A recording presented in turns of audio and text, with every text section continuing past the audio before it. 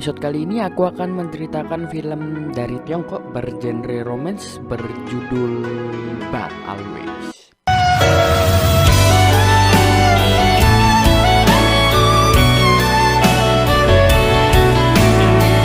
Film ini menceritakan tentang kisah cinta beda kasta, di mana terdapat seorang laki-laki yang berasal dari keluarga yang miskin jatuh cinta kepada wanita yang sudah dididik sedari kecil sampai dewasa di keluarga kaya dan terpelajar. Nah, penasaran apakah mereka bisa bersatu atau tidak? Oke, langsung saja aku ceritakan alur ceritanya. Cerita diawali oleh diperlihatkannya anak kecil bernama Anran. Di situ terlihat Anran sedang bersama kedua orang tuanya. Terlihat kedua orang tua Anran sangat gugup karena ketika itu sedang terjadi bencana gempa bumi. Ibu dari Anran yang merupakan dokter izin kepada Anran dan juga ayahnya untuk meninggalkan untuk menolong orang-orang sakit yang terkena gempa bumi. Mereka tentunya tidak ikhlas karena takut terjadi gempa susulan, tetapi mau tidak mau karena ibunya ini adalah seorang dokter, akhirnya ibu dari Anran harus berangkat. Tidak lama, benar, gempa susulan terjadi dan ibu Anran meninggal.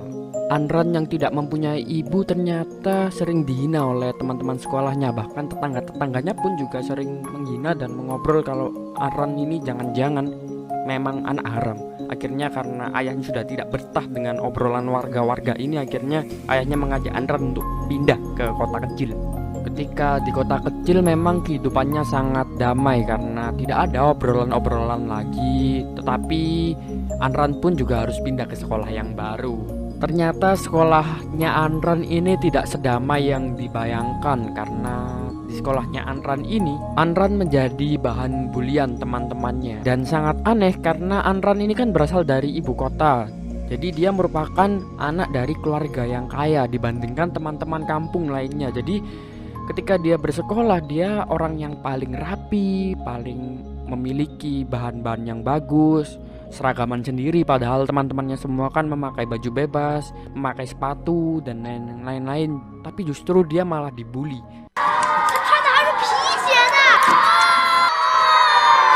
Ternyata teman-teman Anran ini sangat bangga dengan kemiskinannya. Jadi mereka membuli Anran. Dasar kamu orang kaya, kamu tidak seperti kami.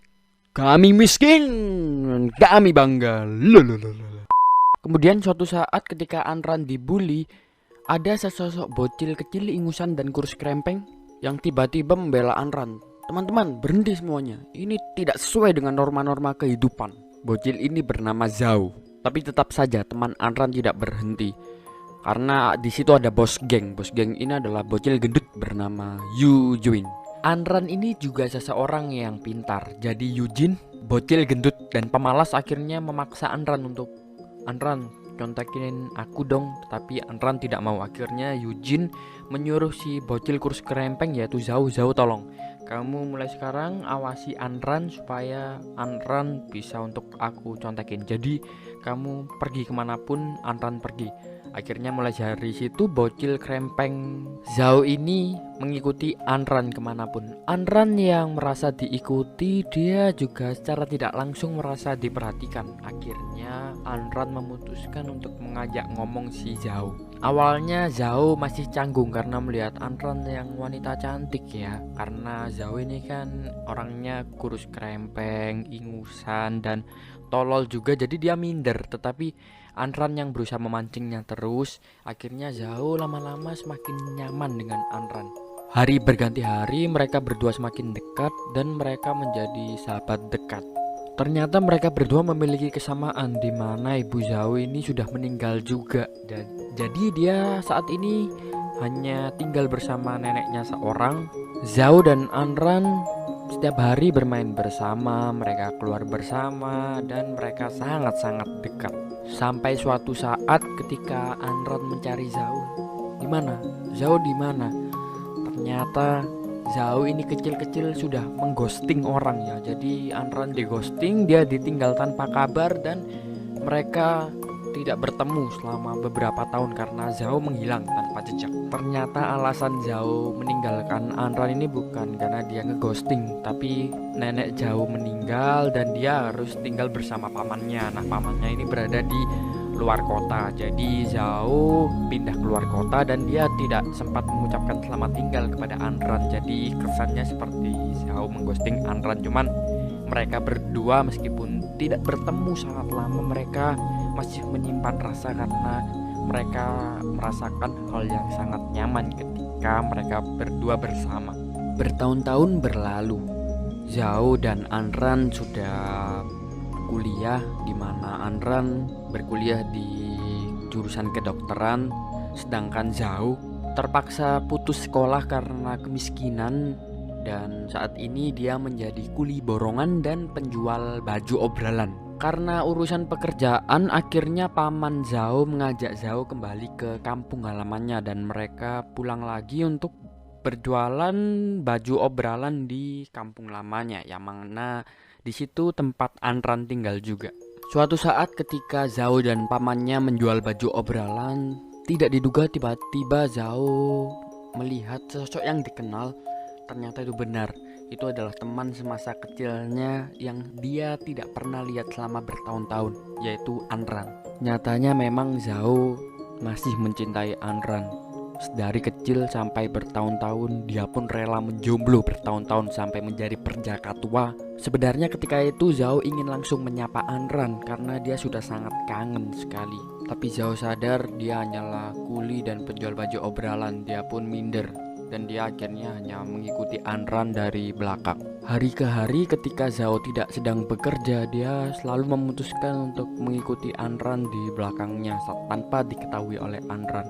Sampai suatu waktu Anran digoda oleh dosennya. Jadi dosen Anran ini suka kepada Anran. Dari dulu dia mencoba untuk mengejar Anran, tetapi Anran tidak mau. Sampai pada akhirnya dosennya tidak bisa menahan birahi hewannya. Dia tiba-tiba mendekati Anran. Anran ini dia modusnya mengasihkan buku, tetapi Anran tidak mau. Tidak pak, saya sudah ada buku. Sampai akhirnya dosennya terus memaksa Anran sampai Anran ketakutan karena birahi hewan dari dosen ini sudah terlalu besar. Zhao yang melihat kejadian itu dia tidak kuat. Akhirnya dia memutuskan untuk melempari batu dosen yang mempunyai birahi hewan ini. Dosennya kabur dan Anran melihat Zhao. Ketika Anran melihat Zhao, ternyata Anran juga sama-sama masih menyukai Zhao selama ini. Ketika bertemu Anran, dia bingung bagaimana ya cara membuat Anran untuk terkagum. Dia sadar bahwa dia lebih tolol daripada Anran. Dia juga tidak sekolah, dia tidak punya apa-apa, kaya juga tidak. Tapi dia sadar bahwa dia sebelumnya sudah nguli berhari-hari dan itu mengembangkan ototnya. Jadi dia memutuskan untuk menunjukkan ototnya yang kekar di depan Anran. Padahal nyatanya Anran tidak sama sekali melihat otot dari si Zhao karena Anran sudah jatuh cinta kepada Zhao sedari dulu ketika Zhao masih bocil dan ingusan. Keesokan harinya Zhao langsung tanpa basa-basi mengajak Anran untuk melihat konser. Saat di konser mereka bertemu seseorang yang tidak diduga-duga, yaitu bocil gendut teman masa kecilnya yang bernama Eugene. Sangat berbeda. Di masa kecilnya Eugene orangnya pembuli dan juga suka menghina orang. Tapi saat ini dia mungkin tobat karena dia sadar dunia memang sekeras itu. Akhirnya dia menjadi orang yang baik dan Eugene pun akhirnya berteman dekat dengan Zhao dan juga Anran. Di situ ternyata Eugene juga bertemu dengan teman Zhao yang mana akhirnya mereka double date dan juga mereka menikmati konser ketika itu dengan mendengarkan lagu. Setelah konser itu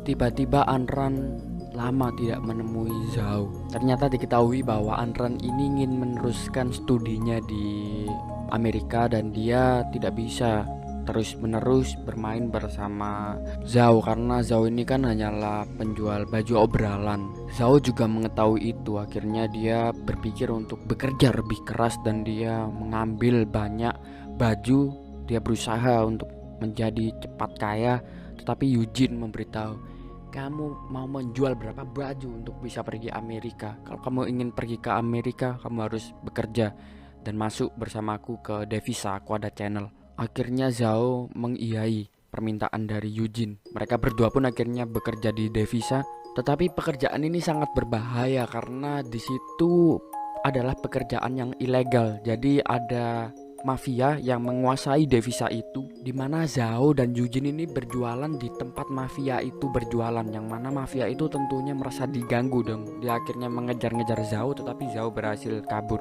Beberapa bulan bekerja di devisa, Zhao pun mendapat banyak uang dan dia membelikan emas untuk diberikan kepada Anran supaya dia bisa diterima lagi menjadi setidaknya teman bagi Anran. Zhao langsung memberikannya kepada Anran. Ketika diberikan, Anran awalnya tidak mau. Zhao yang awalnya dibangkitkan oleh rasa percaya diri, dia pun dijatuhkan oleh sadar diri. Tapi karena Anran ini sudah jatuh cinta kepada Zhao, akhirnya dia menerima hadiah itu dan dia pergi bersama Zhao ketika itu. Ketika mereka berjalan berdua, tiba-tiba Zhao dihadang oleh sekelompok geng yang merupakan mafia di devisa. Dan mafia itu langsung memukuli Zhao, tetapi Zhao yang memang seorang kuli, awalnya dia pun bisa menghajar semua orang itu. Akhirnya kepala Zhao terkena pukulan botol dan Anran merawat karena Zhao kepalanya berdarah. Anran merawat Zhao di kamarnya Anran dan ketika itu sepi dan mereka mulai jatuh cinta sampai akhirnya mereka bercinta.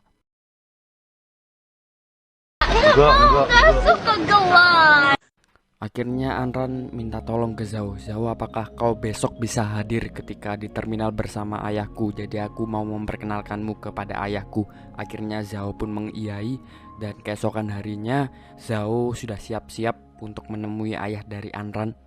Ketika itu Anran sudah mengurungkan niatnya untuk berangkat ke Amerika karena dia merasa dia benar-benar mencintai Zhao dan dia hanya bisa hidup ketika bersama Zhao.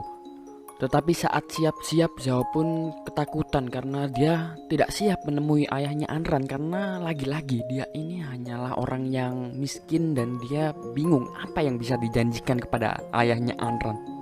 Tapi Yujin tetap menyemangati, ayo ini sudah waktunya, kamu tidak boleh takut lagi Zhao. Anran pun sudah di terminal dan dia menanti Zhao di mana. Zhao ini kenapa lama sekali? Di luar dugaan tiba-tiba Yujin datang ke Anran. Anran, Zhao tidak datang, dia tidak mencintaimu.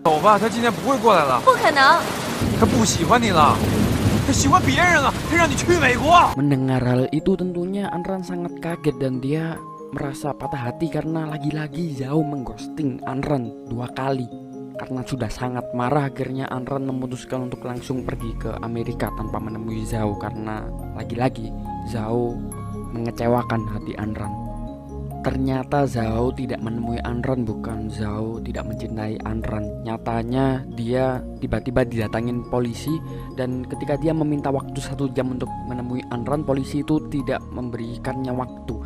Polisi ini menangkap Zhao karena Zhao terlibat perkelahian sebelumnya dengan mafia dan mafianya lagi-lagi melapor ke polisi dan Zhao terkena pasal karet UU ITE yang mana menyebabkan Zhao harus dipenjara selama 3 tahun.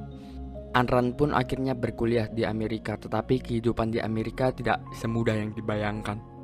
Semakin lama hidup Anran di Amerika semakin sulit karena dia juga tidak bisa memenuhi kehidupan sehari-harinya. Tetapi ketika di masa-masa sulitnya di Amerika ada sesosok pria bernama Mikhail. Akhirnya Mikhail lah yang merawat Anran dan membantu Anran selama di Amerika sampai mereka berdua saling nyaman dan akhirnya mereka berdua memutuskan untuk berpacaran. Beberapa tahun kemudian Anran sudah lulus dari Amerika, tetapi dia tetap saja di Amerika karena dia nyatanya belum mendapat pekerjaan, jadi dia bertahan hidup di sana.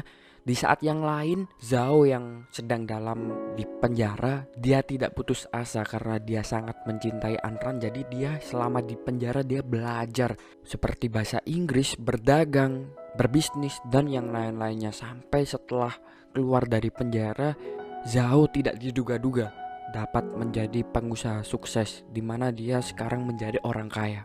Tetapi meskipun dia kaya, dia tidak bisa melupakan kekasih lamanya yaitu Anran. Dia terus mencari, tetapi dia tidak bisa menemukan kontak atau menghubunginya.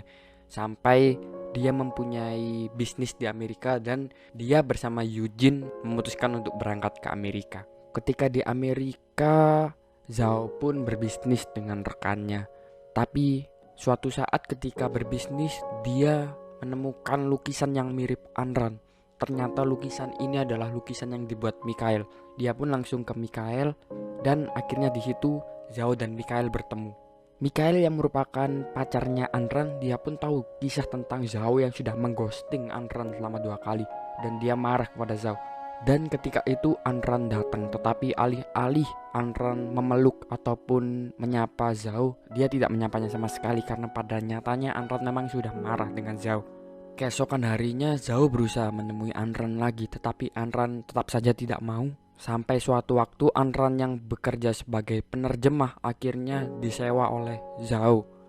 Mau tidak mau karena harus menuruti bosnya, akhirnya Anran menuruti permintaan itu.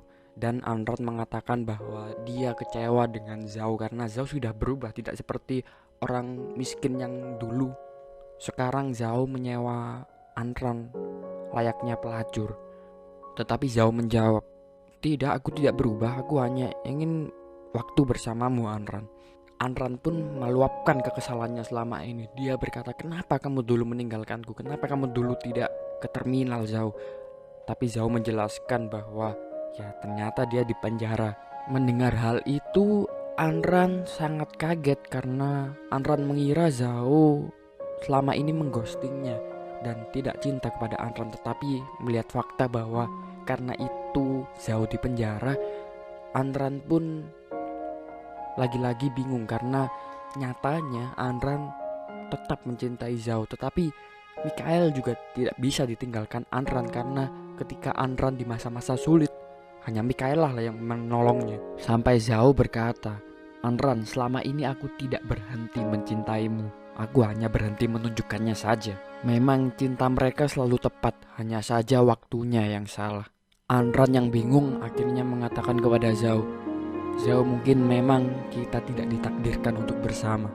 Zhao langsung membalasnya, "Persetan dengan takdir, Anran.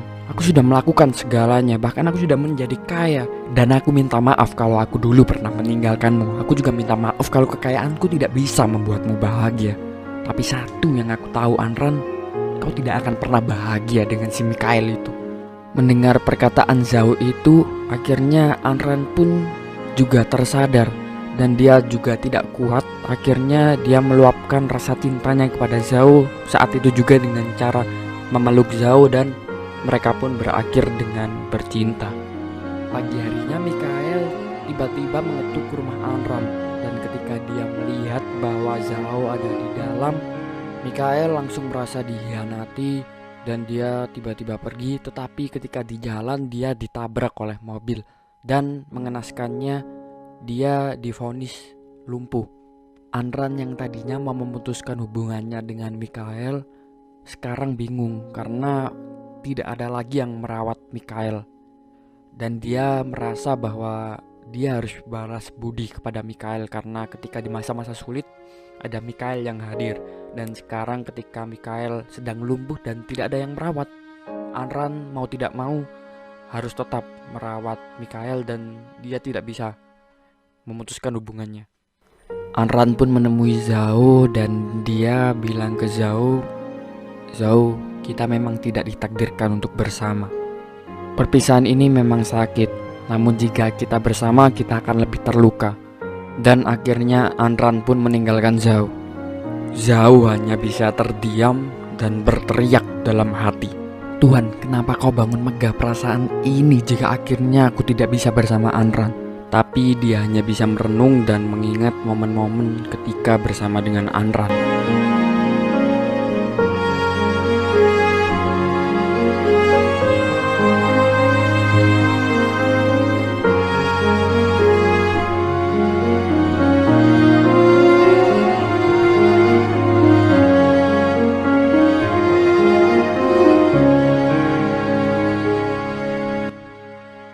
Tapi Zhao hanya bisa mengikhlaskan semuanya dan mulai saat itu Zhao sudah berusaha untuk melupakan Anran selama-lamanya. Beberapa bulan kemudian keadaan Mikhail mulai membaik dan Mikhail tiba-tiba bilang kepada Anran, "Anran, aku tahu dari dulu kau tetap mencintai Zhao. Demi kebahagiaanmu aku mengikhlaskanmu untuk bersama dengan Zhao. Dan Mikael pun meninggalkan Anran. Anran langsung menelpon Zhao, tetapi ketika Zhao menerima telepon dari Anran, tiba-tiba terjadi ledakan bom. Zhao meninggal dunia dan memang sungguh bangsat film ini. Ternyata memang mereka berdua tidak ditakdirkan bersama dan filmnya habis.